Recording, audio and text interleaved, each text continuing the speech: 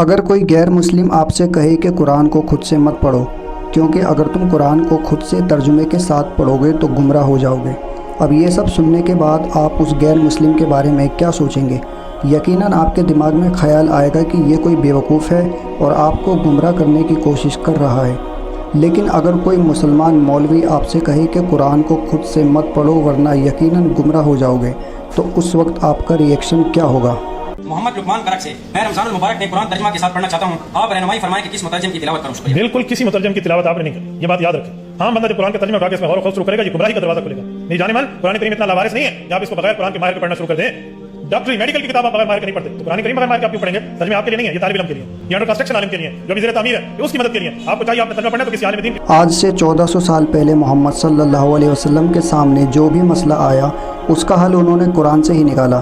جس کسی کو بھی اسلام کی دعوت دی یا تبلیغ کری، قرآن کو سامنے رکھ کر ہی کری۔ حضرت عمر رضی اللہ تعالیٰ عنہ کے دل میں ایمان کی روشنی خود سے قرآن کو پڑھنے کے بعد ہی پیدا ہوئی۔ کئی صحابہ ایسے ہیں جنہوں نے قرآن کو پڑھا، سمجھا اور پھر مسلمان بھی بنے، اور محمد صلی اللہ علیہ وسلم کے دور سے لے کر آج تک جس کسی نے بھی قرآن کو کھلے دل دماغ سے سمجھا ہے تو اس کے دل میں یہ محسوس ہوا ہے کہ یہ قرآن سچی کتاب ہے۔ اب مولانا الیاس قادری صاحب سے یا ان کے ماننے والوں سے میری کوئی پرسنل دشمنی تو ہے نہیں، اور نہ ہی میں ان سے نفرت کرتا ہوں، لیکن ممبر پر بیٹھ کر دین میں نئی نئی بدعتیں شامل کرنا، عوام کو گمراہ کرنا، دادا صاحب کی گھوڑی سے درد کا علاج کرانا، اب آپ بتائیے یہ سب کب سے دین اسلام کا حصہ ہونے لگا؟ کی جگہ پر ہاتھ رکھ دیں اور پڑھیں دادا صاحب کی گھوڑی۔ یہ کوئی بزرگ ہوں گے تو ان کی طرف یہ منسوب ہوگا۔ دادا صاحب کی گھوڑی وہی اندھیری رات، فلاں کا درد، فلاں کی جگہ نام لیں، فلاں کا درد فلاں جگہ کا، مثلا زید کا درد سر کا جائے، سر پہ آپ دم کرنا چاہتے ہیں تو یوں کہیں دادا صاحب کی گھوڑی وہی اندھیری رات، زید کا درد سر کا جائے، یہی لگی میری آس۔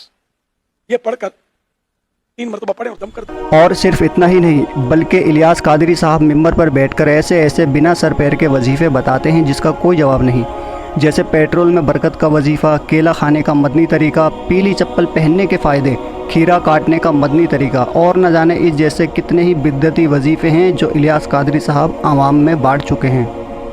پیٹرول میں برکت کا روحانی علاج۔ کیا بات ہے سر، کیا بات ہے سر۔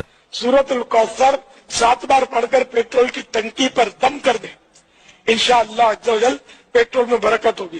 پیٹرول پر سورۃ کوثر پڑھ کر دم کرنے سے برکت ہوتی ہے۔ کیا کہنا کیا چاہ رہے ہیں بھائی؟ یہ مدنی پھول میں کا تجربہ ہے۔ 30% بچ جاتا ہے خرچہ۔ ارے مجھے چکر آنے لگ گیا۔ اب ایک بار ذرا سوچ کر دیکھیے، اگر کوئی غیر مسلم غلطی سے الیاس قادری صاحب کے مذاکرے میں پہنچ گیا تو وہ کیا سیکھے گا؟ اس کا اسلام کو دیکھنے کا نظریہ کیا ہوگا؟ یقیناً وہ یہی سوچے گا کہ جو خرافات اور گمراہیاں ان کے مذہب میں ہیں وہی خرافات اور گمراہیاں اسلام میں بھی ہیں۔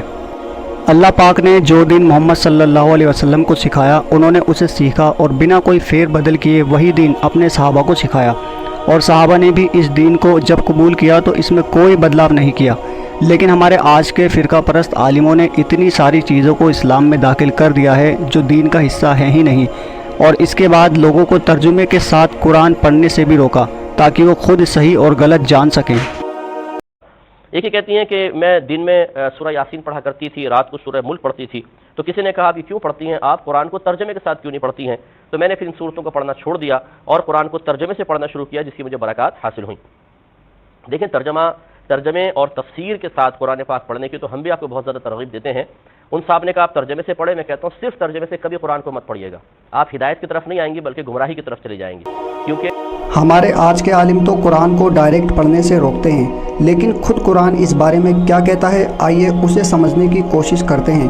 سورہ البقرہ میں اللہ پاک کہتے ہیں یہ وہ کتاب ہے جس میں کوئی شک نہیں، اور یہ کتاب پرہیزگاروں کے لیے ہدایت ہے۔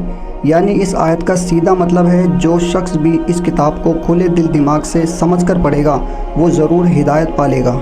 اور اسی طرح سورہ القمر میں کہا بے شک ہم نے قرآن کو سمجھنے کے لیے آسان کر دیا ہے، تو کیا کوئی ہے جو اس کتاب سے نصیحت حاصل کرے؟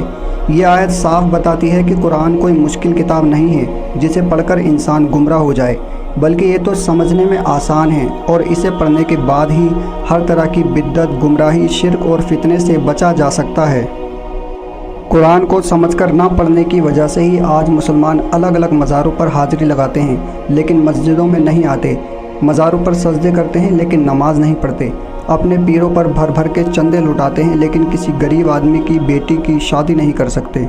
मेरा सिर्फ आपसे इतना कहना है, कुरान को तर्जुमा तफसीर के साथ खुद समझकर पढ़ें, क्योंकि मरने के बाद आपके अमालों का जवाब आपका पीर नहीं आप खुद देंगे। अल्लाह पाक हमें हर तरह की गुमराही और शिर्क से बचाए। ये वीडियो आपको कैसी लगी कमेंट करके अपनी राय ज़रूर दें। Thanks for watching this video. अल्लाह हाफिज़।